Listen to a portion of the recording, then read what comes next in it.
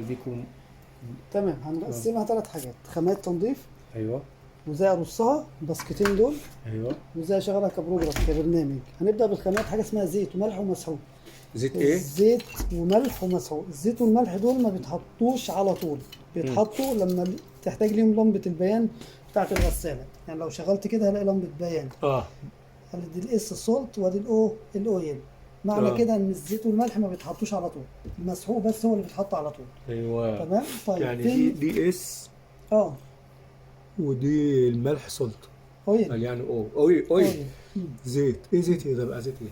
زيت مسحوق وملح غسالة اطباق. دي من اي هايبر كبير او ماركت يكون كبير. طيب ده كده مكان الزيت. برفع الغطا كده وعارف في الزيت لحد ما يطلع من الفتحات دي. بنحطه منين؟ من هنا ولا هنا؟ من هنا. نحطه من هنا. هو يخش لحد ما يطلع من هنا. طيب هيطلع من الفتحات دي كده يبقى اتملى. هروح قافل، ابص الاقي الايه اللمبه بتاعت الزيت ايه؟ طفت. ده الدرج المسحوق او القراص. القرص ده ممكن يستغنى عن ال3 حاجات. تمام. القرص ده فيه 3 حاجات. بيستغنى عن ال3 حاجات زي ده كده اهو. بس انت بتقول ان الزيت والملح ما يتحطوش الا لما اللمبه تنور. طب والقرص ده بيتعمل على طول؟ بيتحط كده اهو. ده القرص زي ما هو كده بالبلاستيك بتاعه. برفع الغطا ده كده واقفل. طيب لو هستخدم المسحوق بحط منه معلقه شاي هنا قد المقدار ده، يعني الابيض ده. تمام. قد المقدار الابيض ده. تمام. ارفع كده بالراحه واضغط هنا عند السهم ده بالظبط. هو بيفتح اوتوماتيك مع الغساله. هيتبقى معايا التانك بتاع الايه؟ بتاع الملح. الملح اهو شمال يتفك اهو. تمام. هجيب قمع يكون واسع قاعد في الملح ده لحد ما يتملي على الاخر. بياخد حوالي 1.5 كيلو. تمام. بعد ما احط الملح ده على الاخر. الملح ده غساله اطباق. ده بيبقى سائل برضه؟ لا بيبقى خشن. ملح عادي، ملح خشن. بيتحط في التانك. يتملي على الاخر. اروح مزوده شويه ميه لحد ما الميه تبان معايا على الوش. طيب. وبعد كده اروح قافل ناحيه اليمين. ده فلتر اهو شمال كده بيفك. تمام. باي فرشه باي سفنجه وانضفه كويس. ده كده اهو واخرج منه الاتساخات التقيله. ده كده بقى حر معايا. انضفه كويس جدا. تمام. بميه دافيه على الحوض. تمام. طيب عشان ما ننساش التانك احنا قلنا بتاع الملح نحط فيه ايه؟ ميه في الاخر. ساعة في الاول بس اول مره. انما بعد كده هو هيكون مليان ميه. هحط القمع واحط الايه؟ الملح. خلاص كده. هو بس اول مره. طيب الفلتر. ما الفلتر ده ما بيديش لمبه لما يتسد؟ لا لان هو بيبقى فيه شوائب خفيفه. طب كل قد ايه مثلا؟ ده بعد كل نهايه غسله. كل غسله لازم تنضف؟ يا ريت. ماشي. طيب المواعين عموما بشيل منها البواقي الصلبه بتاعت الاكل. صحيح. يعني الرز، البطاطس، الكلام ده كله لازم يطلع بره. انما الدهون، النشويات، الدعك واللحوسه دي ما فيهاش مشكله. طيب يبقى كده ادي الفلتر خلاص، والزيت والملح خلاص، والدرج المسحوق خلاص. هنخش على المرحله اللي بعدها اللي هو الرص ده. الباسكت الاولاني. وهي دي اللي انت فتحتها دي كان فيها القرص ده، القرص اللي انت حطيته. وده ايه ده بقى؟ ده زيت. ده الزيت اللي بنقول عليه. ماشي. هيتحط في مكان الزيت هنا. الزيت. تمام. ماشي. الرص. طيب ادي كده الباسكت الاولاني في البوكس ده بتاع الشوك المعلق والسكين. ليه فراغين اهو. يتحط هنا كده او يتحط هنا. تمام. ملوش مكان فوق، هو مكانه هنا بس.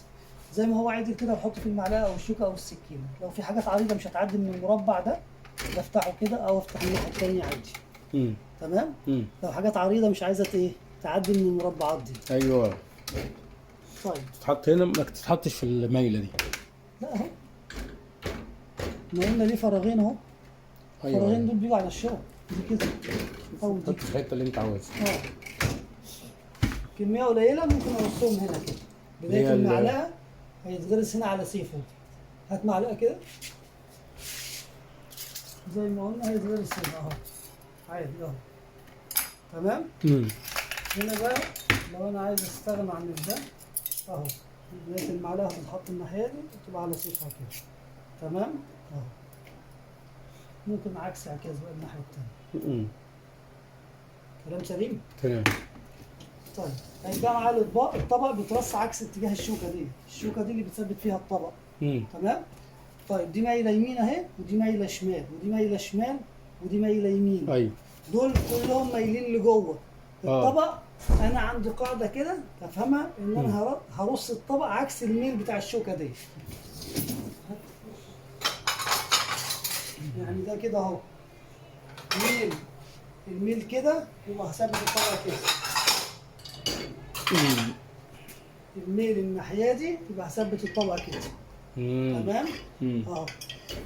هيتثبت كده خلاص. ما يمشيش مع الشوكه، مش مع الشوكه غلط مش هينضف. اهو لو مشي مع الشوكه كده طبق والتاني هيقفلوا الايه المساحه. ايوه وبعد كده هيستروا على بعض مش هينضف. عكس الشوكه. زيه زي الرشاقه كده يبقى واقف. هقدر ارص بقيه الكميه المطلوبه اهي. بالظبط. ماشي. هنا نفس القصه عكس اتجاه الشوكه اهو. تمام. دي للاطباق اللي هي زي دي كده الصيني، الفيلات الصغيره، سواء في صيني بقى ازاز ستانلس اي ايه. اي خامه.